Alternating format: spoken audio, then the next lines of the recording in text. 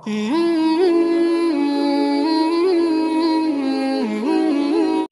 صحابہ کرام اپنے دین کی دعوت کے ساتھ اپنے دین پر عامل ایسے تھے کہ بڑی بڑی حکومتیں ان کے سامنے جھکتی تھی.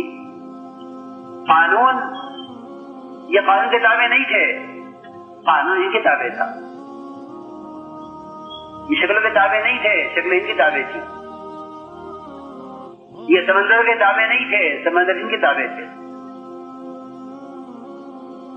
یہ جنات نہیں ڈرتے تھے، جنات ان سے ڈرتے تھے. زندگی کا کوئی شعبہ، دنیا کی کوئی مخلوق ایسی نہیں تھی جس کے یہ پابند ہوں، بلکہ سب ان کے پابند. کیوں؟ اس لیے کہ اللہ تعالیٰ کا یہ وعدہ حق ہے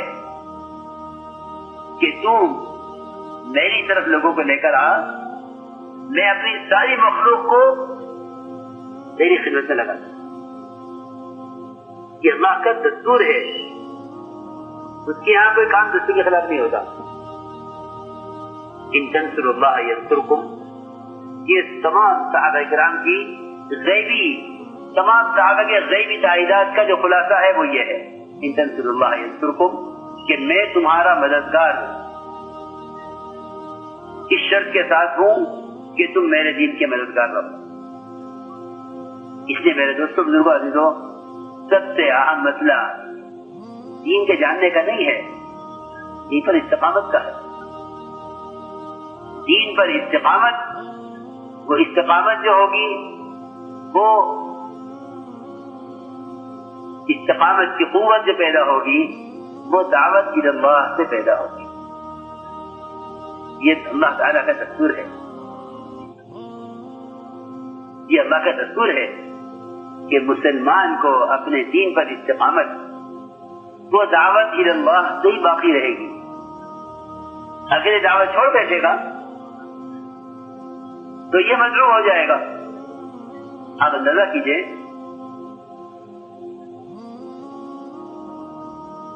کعب بن مالک رضی اللہ تعالیٰ عنہ، وہ صرف ایک موقع پر اللہ کے راستے میں نکلنے سے رہ گئے، اور نکلنے کے ارادے سے رہ گئے. نہ نکلنے کا تو کوئی سوال ہی نہیں تھا کہ نکلنا نہیں ہے. نکلنے کے ارادے سے تاخیر ہو گئی. کل جاؤں گا، پرسوں جاؤں گا، کل جاؤں گا، پرسوں جاؤں گا. وقت گزر گیا. اس تاخیر پر اللہ سے لے کر اللہ کے رسول صلی اللہ علیہ وسلم اور تمام صحابہ ان سے ناراض ہو گئے. کیا غلطی کی ہے، کیا گناہ کیا ہے؟ صرف ایک موقع پر، ہر موقع پر نکلنے والے صحابی ایک موقع پر رہ گئے. کوئی عذر نہیں تھا، کوئی تنگی نہیں تھی. اللہ بھی ناراض، اللہ کے نبی بھی ناراض، اور سارا مدینہ ناراض. ان کے چچا کے لڑکے جو سب سے زیادہ ان کو محبوب تھے، انہوں نے ان سے پوچھا کہ مجھے صرف اتنا بتا دو کہ مجھے اللہ کے رسول سے محبت ہے نا، اس طرح ہاں کر دو کہ محبت تو ہے مجھے. نہیں، میں نہیں جا سکا موقع پر اللہ کے راستے میں، لیکن مجھے اللہ کے رسول سے محبت تو ہے نا، اس پر تو ہاں کر دو. ان کے جگری دوست نے کہا کہ میں کچھ نہیں کہہ سکتا اس بارے میں، یہ تو اللہ کے رسول ہی جانتے ہیں کہ تمہیں اللہ کے رسول سے محبت ہے یا نہیں. اتنی سخت بات اس نے یہ جواب دیا، میں کچھ نہیں کہہ سکتا. کیوں کہ اگر تمہیں اللہ کے رسول سے محبت ہوتی اس موقع پر تم پیچھے نہ رہتے. میں کیسے کہہ دوں کہ تمہیں اللہ کے رسول سے محبت ہے؟ اگر تمہیں اللہ کے رسول سے محبت ہوتی تو یہ ناراضگی کا عمل نہ ہوتا تم سے. اس درمیان میں جب سارا مدینہ منورہ بائیکاٹ کیے ہوئے تھا کعب بن مالک کا اور ان کے دونوں ساتھیوں کا، اس درمیان میں غسان بادشاہ نے ان کو خط لکھا ان صاحبک قد جفاکا کہ تمہارے ساتھی نے تمہارے ساتھ زیادتی کی ہے، تم ضائع ہونے کے لیے نہیں ہو، آؤ ہمارے پاس آ جاؤ، ہم تم پر مہربان ہوں گے، ہم تمہاری خیر خبر لیں گے۔ صاحب مالک ابھی اللہ تعالیٰ نے خط پڑھتے ہی یہ فرمایا کہ ایک مصیبت ختم نہیں ہوئی تھی کہ دوسری مصیبت آ گئی، ایک مصیبت نہیں چلی تھی کہ دوسری مصیبت آ گئی۔ خط پڑھا ایک مرتبہ اور تندور میں آگ جل رہی تھی، وہ بادشاہ کا خط، ان حالات میں جس میں کوئی مدینہ منورہ میں ان کے سلام کا جواب دینے والا نہیں، بیوی تک سے کہہ دیا آپ نے کہ بیوی سے کہو کہ وہ اپنے میکے چلی جائے، آپ کے ساتھ نہ رہے۔ کیوں؟ کہ ہم دیکھنا چاہتے ہیں، ہم دیکھنا چاہتے ہیں کہ ہمارا امتی ہے یا نہیں۔ اگر ساری دنیا اس سے ناراض ہو جائے تو یہ ہم سے خوش ہے یا نہیں؟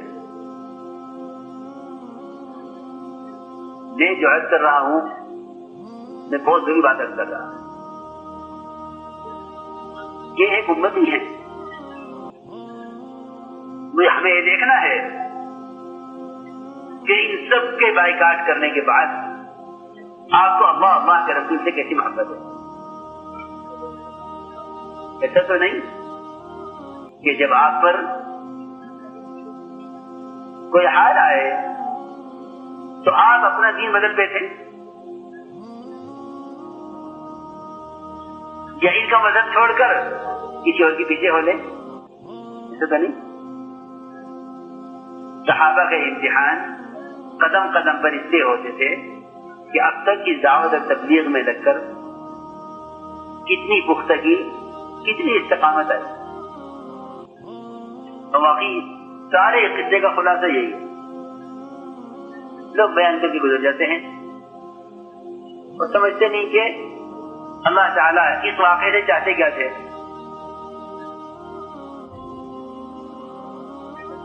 خط کسی عام آدمی کا نہیں، کپتان بادشاہ کا ہے، بجائے الحمدللہ کہنے کے انا للہ پڑھی اور یہ فرمایا کہ ایک مصیبت ختم نہیں ہوئی تھی کہ دوسری مصیبت آ گئی، فوراً خط کو تنور میں ڈالا۔ اس بات کو ثابت کرنے کے لیے کہ اگر ساری دنیا ناراض ہو جائے تو ہم اللہ کے رسول کو چھوڑنے والے ہیں۔